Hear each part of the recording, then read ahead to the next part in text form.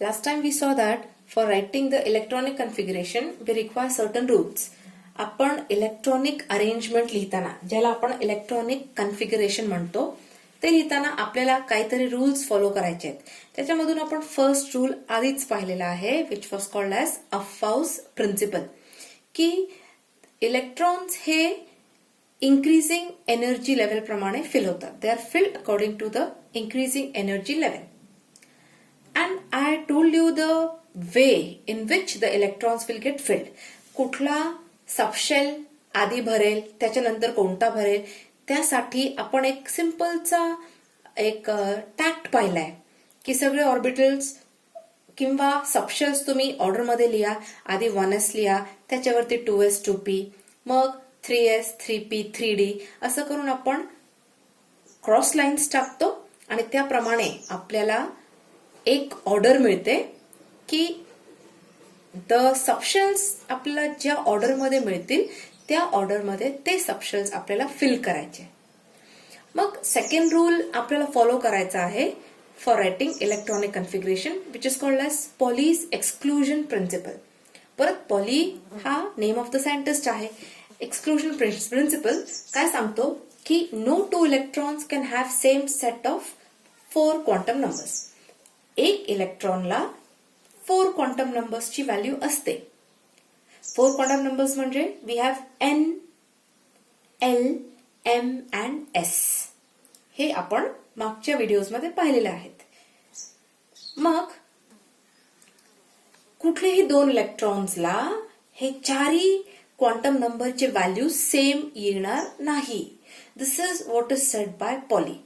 तो we just have a cross checking, की आपण एक एक्झाम्पल घेऊन पाहू की खरंच हा रूल फॉलो होतोय का. तर we have taken example of helium He, which has got atomic number 2. Helium has electronic configuration 1s2. आता हे तुम्ही अजून केलेलं नाहीये, तुम्हाला माहिती नाहीये हे काय आहे. 1s is the first shell, subshell और ऑर्बिटल, त्याला तुम्ही काही म्हणू शकता. 1 is the shell and S हा सबशेल पण आहे आणि ऑर्बिटल पण आहे, बिकॉज S हा ऑर्बिटल मध्ये डिवाइड होत नाही. S सबशेल म्हणजेच तो ऑर्बिटल असतो. So this 1s, this orbital can take 2 electrons and the configuration of helium becomes 1s2. प्रत्येक ऑर्बिटलची कॅपॅसिटी ही 2 इलेक्ट्रॉन्सची आहे. सो 1s हा 2 इलेक्ट्रॉन घेणार अँड 2 इलेक्ट्रॉन हे 1s मध्ये जाणार. You get helium as 1s2 electronic configuration. आता 2 इलेक्ट्रॉन्स आहेत हिलियम मध्ये. हा फर्स्ट इलेक्ट्रॉन लिहिलाय आणि हा सेकंड इलेक्ट्रॉन. आता फर्स्ट इलेक्ट्रॉन साठी n व्हॅल्यू काय आहे. n is principal quantum number which has got value 1. 1 is the value of principal quantum number because main shell काय आहे 1. हा 1 becomes the main shell. L is azimuthal quantum number which can take the values from 0 to n minus 1. मग from 0 to 1 minus 1 म्हणजे 0. So L will have only one value, that is 0.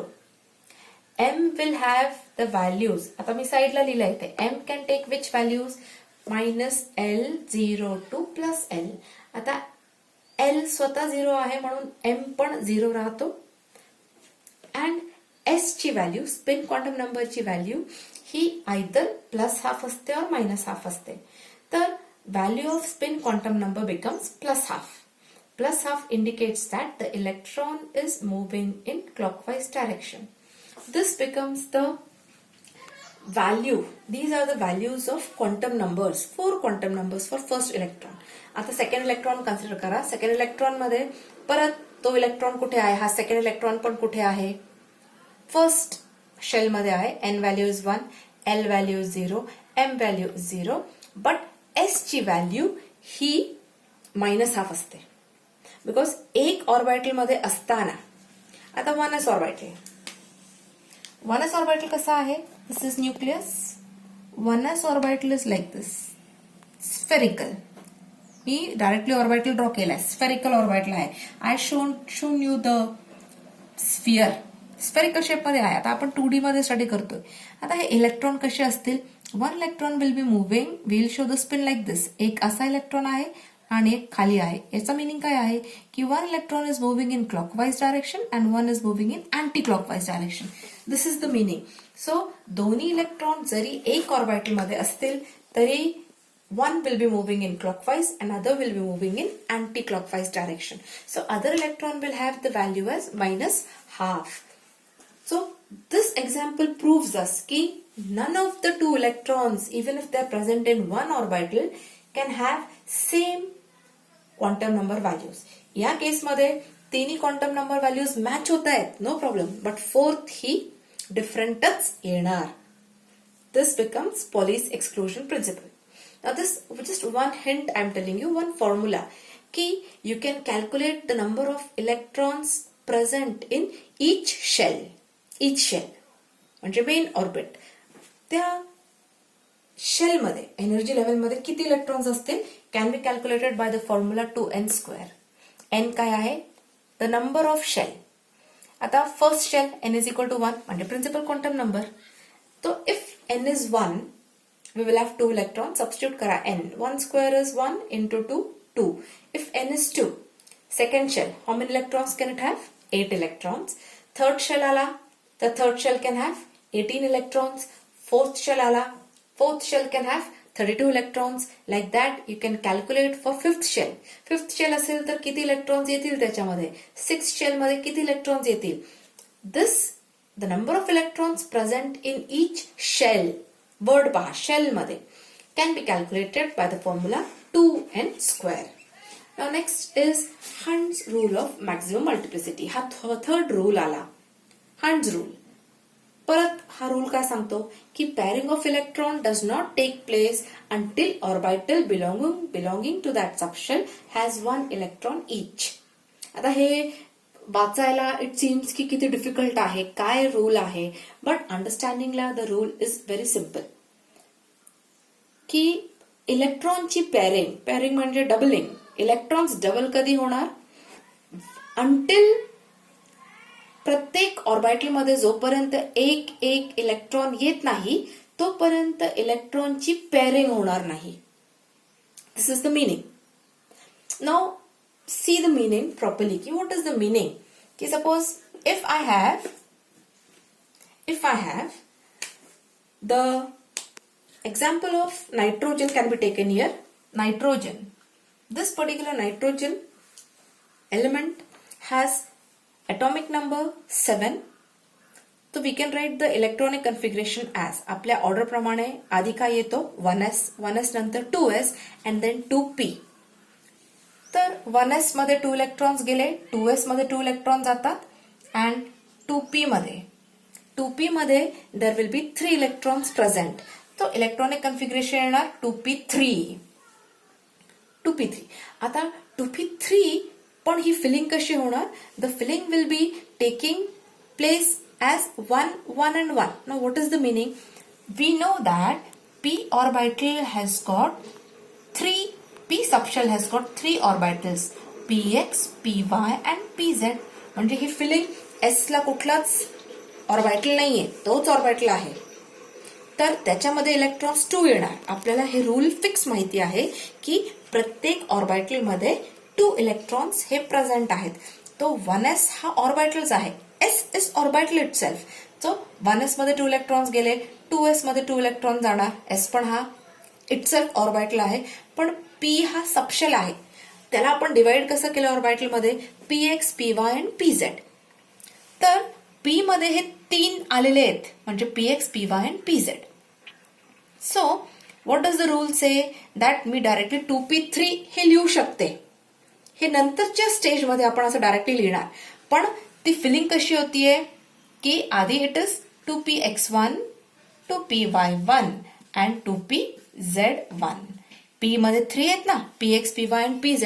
तर तिन्ही orbitals मध्ये 1, 1 and 1 electron येणार and then पॅरिंग will start. आता suppose nitrogen नंतर कोण येतोय, ऑक्सिजन. ऑक्सिजनचं मग आपण कन्फिगरेशन कसं लिहिणार, I will write the electronic configuration as 1s2, 2s2. आता 1, 1, 1 इलेक्ट्रॉन आले. PZ हा एक PX ऑर्बिटला आहे, PY ऑर्बिटला आहे आणि PZ ऑर्बिटला आहे. एक ऑर्बिटलची कॅपॅसिटी 2 इलेक्ट्रॉनची आहे. तर एक एक एक झाले. आता परत फिलिंग कशी होईल? 2px2 म्हणजे जो न्यू इलेक्ट्रॉन आलाय एक, तो कुठे ऍड होणार? px मध्ये ऍड होणार. 2px2 झाला. हे 2 हे 1 1 1 म्हणजे हे इलेक्ट्रॉन्स इंडिकेट करतायत. So 2px2, 2py1 and 2pz1.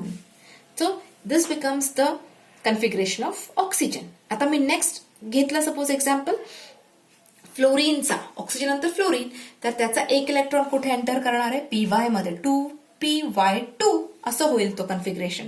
तर like this the rule says that जोपर्यंत सिंगल सिंगल सिंगल इलेक्ट्रॉन येत नाही तोपर्यंत डबलिंग होत नाही. ती कन्फिगरेशन नायट्रोजनची आपण 2px2 असं नाही लिहिणार. x1, y1 and z1, px1, py1 and pz1 and then next electron will get coupled, pairing. मग आता pairing होईल. आणि आता 2px म्हणजे ऑर्बिटल झाला, त्याच्यामध्ये मॅक्झिमम इलेक्ट्रॉन्स 2, अजून जास्त नाही येणार.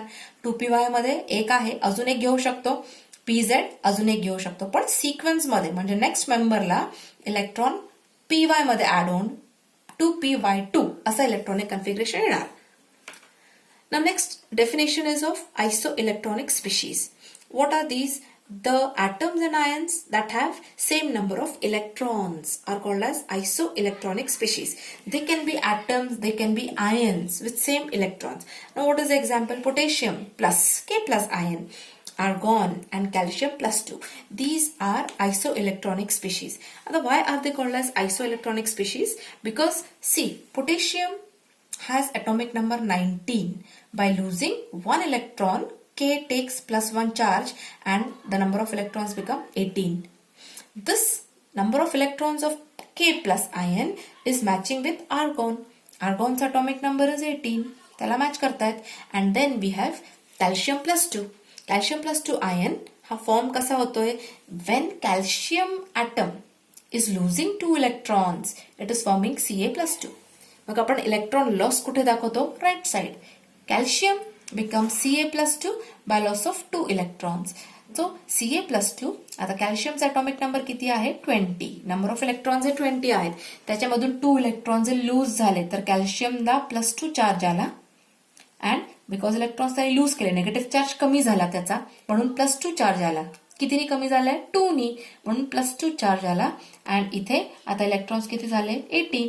आधी 20 होते, 20 मधून 2 it has lost, so the number of electrons remaining are 18. So we can say that K plus argon and calcium plus 2, these ions and atom of argon, they are isoelectronic species.